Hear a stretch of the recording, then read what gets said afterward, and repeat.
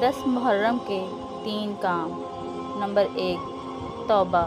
نبی کریم صلی اللہ علیہ وآلہ وسلم نے فرمایا، محرم اللہ تعالیٰ کا مہینہ ہے جس کے ایک دن اللہ تعالیٰ نے ایک قوم کی توبہ قبول فرمائی، اور اسی دن اللہ تعالیٰ نے دوسری قوموں کی توبہ قبول فرمائی۔ لہٰذا اس مبارک دن میں انفرادی طور پر گزشتہ گناہوں کی توبہ اور آئندہ گناہ نہ کرنے کا پختہ ارادہ کرنا چاہیے۔ نمبر 2، روزہ۔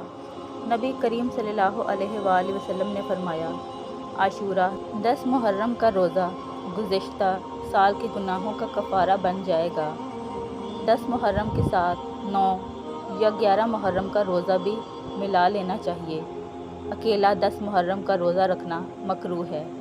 نمبر 3، اہل و عیال کو اچھا کھانا کھلانا۔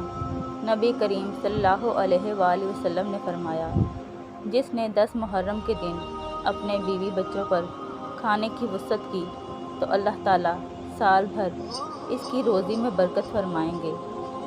گنجائش کے مطابق گھر میں اس دن عام دنوں سے زیادہ کچھ وسعت کر دے۔